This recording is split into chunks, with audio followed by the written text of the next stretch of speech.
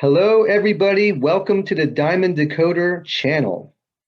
In today's video, we are going to discuss why are diamonds so expensive? Why do they cost so much?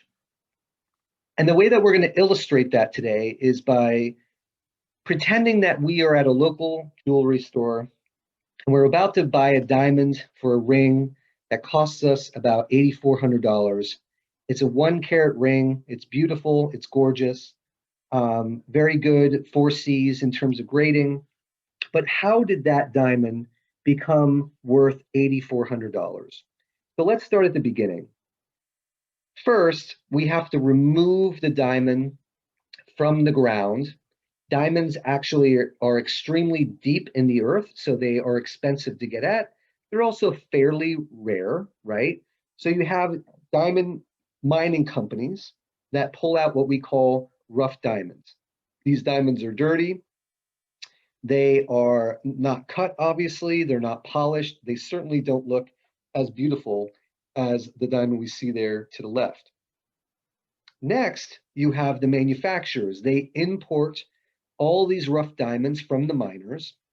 And think of these as almost processing plants, right? And what they do is they have very skilled labor who are trained in the art of cutting these diamonds just so perfectly so they have the most brilliance, right? And then they polish those stones. It's very labor intensive and it requires an extreme level of expertise.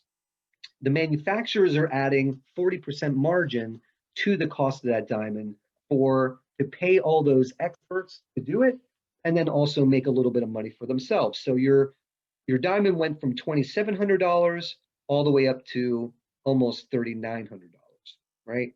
The next part is the wholesalers. So the wholesalers are buying lots of diamonds from these manufacturers from all over the world.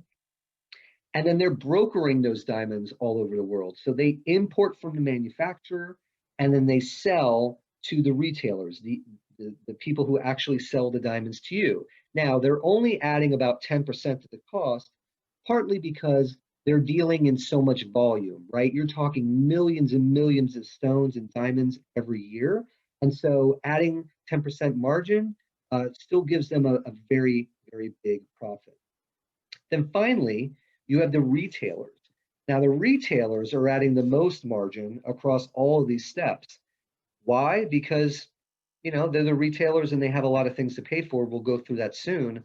But assume that they're adding at least 100% to the cost of that diamond, which then, if you think about it, you're going from $2,700 to 84, almost $8,500, which is really a 200% increase from the time it's a rough diamond to the time that they sell it to you.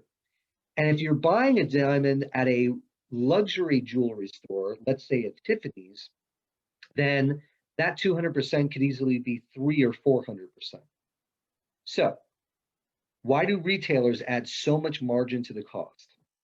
Well, partly because they have the expense of having to pay for their storefront. Most people are still buying their diamonds and diamond rings at a local store or a chain store because they don't feel comfortable buying something so expensive online. So they have to pay for the rent.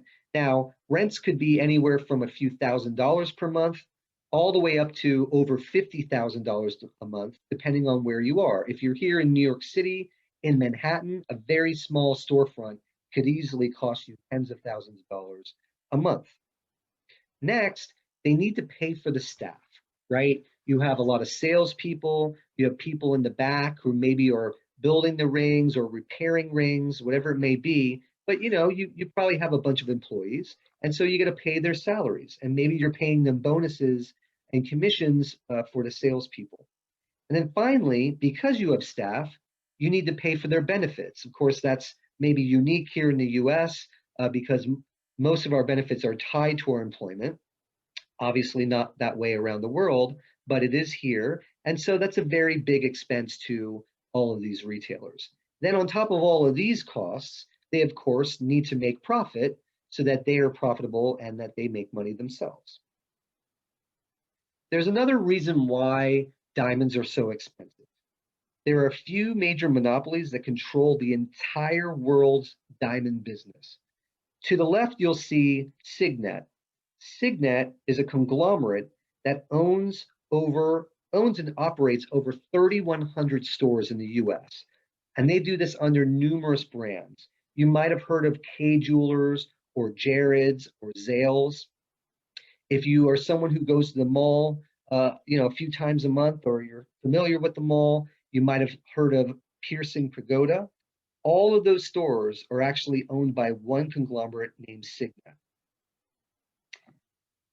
On the right, you'll see that there's just a few diamond miners, mining companies, right, that control over 60% of global mining. In fact, just the top three control over 60% of global diamond mining. Alrosa at 27%, De Beers at 22%, and Rio Tinto at 11% diamond mining operations.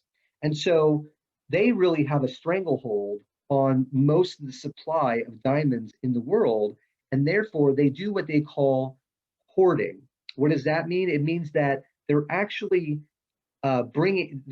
mining more diamonds than they're putting into the world supply, which is sort of generating more of this sense of rarity, right? That it's a very rare item, and therefore it pushes up the price of each diamond. And so it's a very successful monopoly because they're able to essentially hold back supply to increase profits.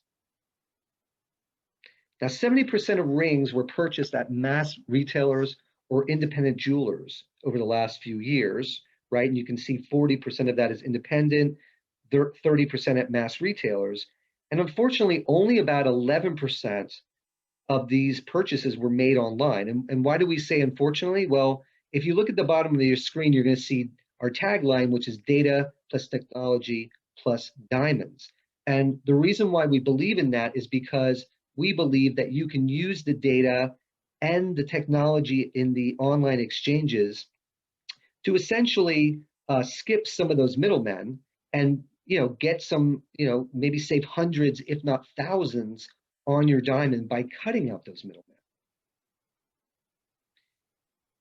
Also, people are really spending too much time looking at a lot of rings before they purchase.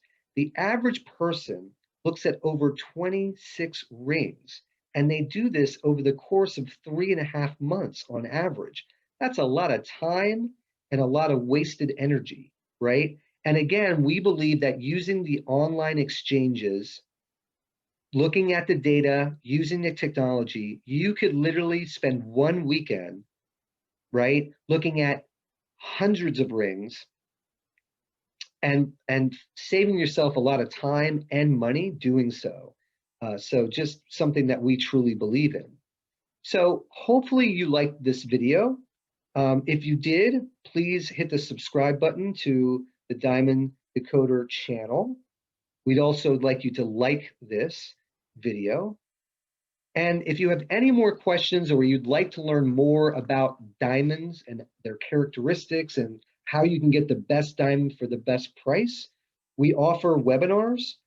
So all you need to do is go to diamonddecoder.com and sign up for one of our webinars. And hopefully we can educate you on everything that you need to know about diamonds to save you a lot of time and a lot of money. Thank you so much and have a great day.